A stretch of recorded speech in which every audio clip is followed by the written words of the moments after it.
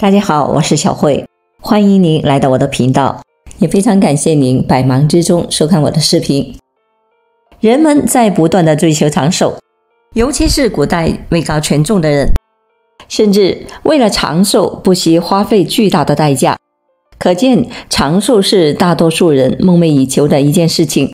但事实是，长寿却是不可琢磨的。不过，可以通过一些正确的养生方法，或者是正确的行为习惯，还有一些健康的运动，降低疾病的发生几率，渐渐的延长寿命。接着，就让我们来一起了解一下，哪些运动对于健康人群的健康是最有益，最能够降低死亡率，最能够降低心血管疾病发病的风险。第3名，室内健身运动，降低全因死亡率 27%。常见项目有舞蹈、瑜伽、有氧体操等的有氧运动。好处，在进行室内有氧运动时，人体吸入的氧气与需求基本持平，可以起到锻炼心肺的功能，提高血管功能、减肥的作用，帮助改善高血压、高血糖、高血脂，也可以降低心血管疾病发病的风险约 36%。 如果能够达到推荐的运动量，能够降低全因死亡率 27%。 推荐运动量最好每天进行30分钟到1个小时的室内有氧运动，另外每周额外的进行150分钟的力量抗阻训练。注意事项：室内有氧运动强度较小，想要达到最佳的效果，需要持续保持中等的强度，也就是运动时心跳呼吸稍有加快，但还可以勉强的说话交流的程度。第2名，游泳，降低全因死亡率 28%。 常见泳姿：蛙泳、仰泳、自由泳等。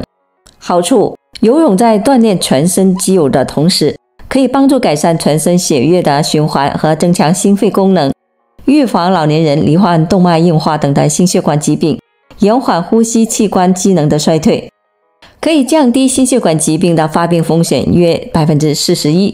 如果能够达到推荐的运动量，能够降低约 28% 的全因死亡率，并且人体在水下时，脊柱关节、膝关节的压力较小，更不容易的受伤。推荐的运动量，游泳属于中强度有氧运动，建议每次游泳的时间在30分钟左右，每周游泳3到5次。注意的是，游泳来说，蛙泳、仰泳、自由泳的适合人群并不相同。在游泳时，需要结合自身的身体健康状况，比如是否有膝关节疾病或者是腰部疾病，然后再根据自身的情况来选择适合自己的泳姿。蛙泳不适合患有膝关节病和 O 型腿的人，自由泳则不适合腰突、腰腿疼患者，仰泳不适合肩踝关节损伤者。第1名，挥拍运动，降低全因死亡率 47%。常见的项目有乒乓球、网球、羽毛球等。好处，挥拍类运动往往都需要调动身体多个的肌肉群，眼睛看着球来进行手眼的协调，同时在击球的一刹那，有一个相对的爆发力发出。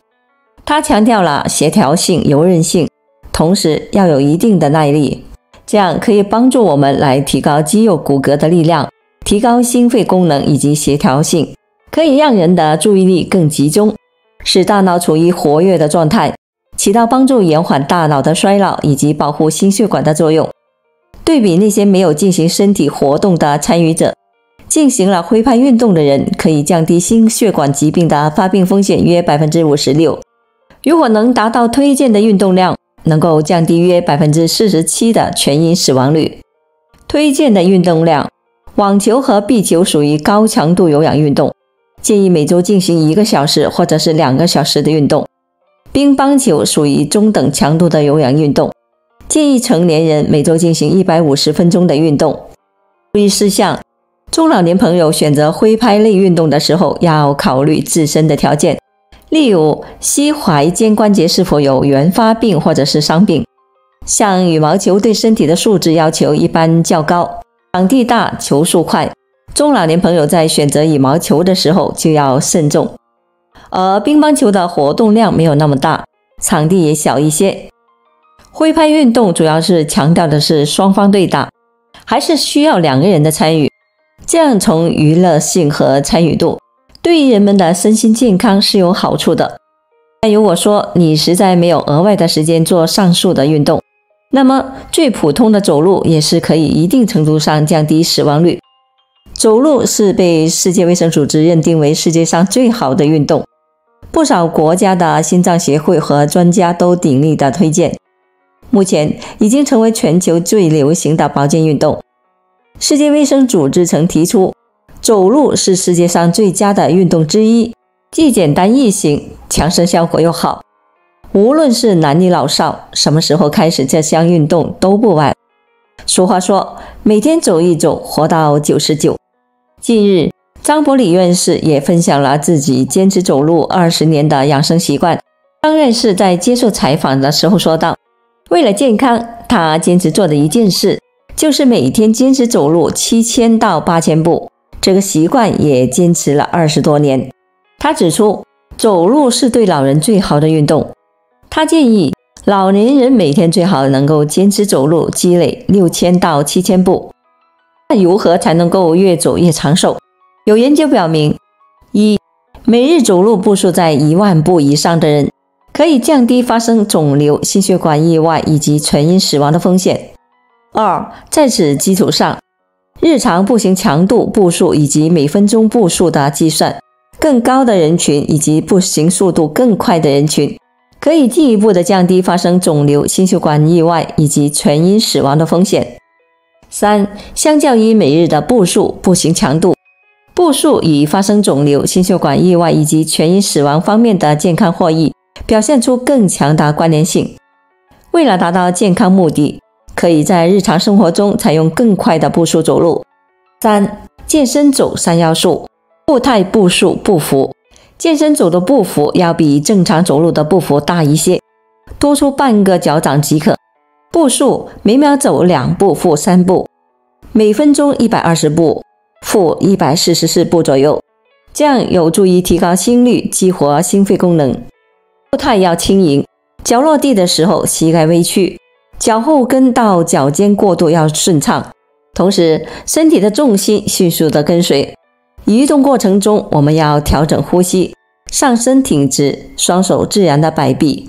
在健身走的过程中，感到呼吸急促，身上微微发汗的时，保持这个感觉20分钟到30分钟以上，才能够对心肺起到作用。四、运动虽好，方式不对反伤身。运动损伤的3大原因：一、热身不够。无论在做什么运动，首先都要进行热身，特别是挥拍运动、游泳这种全身肌肉协调运动，一定要提前的进行热身。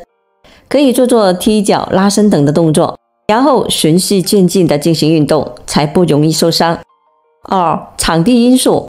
运动时要选择合适的运动场地，穿戴合适的运动装备，比如运动衣、运动鞋等，并且灯光、气温都要多加注意。对于中老年人来说，寒冷的气温可能使全身的关节、肌肉发生僵硬，容易在运动过程中出现不必要的损伤。三、训练强度。无论在做什么运动，一定不要疲劳训练。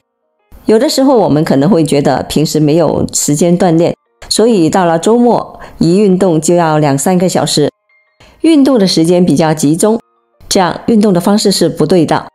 建议将运动分到各个阶段，每次的时间不要太长，这样才不容易产生疲劳。而且无论是什么样的运动，运动完了以后膝关节疼痛持续的超过2个小时，那说明运动过量了，那就需要减少运动量。大家一定要根据自身的年龄来调整运动量。能够降低死亡率的运动排名第1名就是挥拍运动。挥拍运动能够降低全因死亡率 47%。第2名游泳运动，降低全因死亡率 28%。第3名室内健身，降低全因死亡率 27%。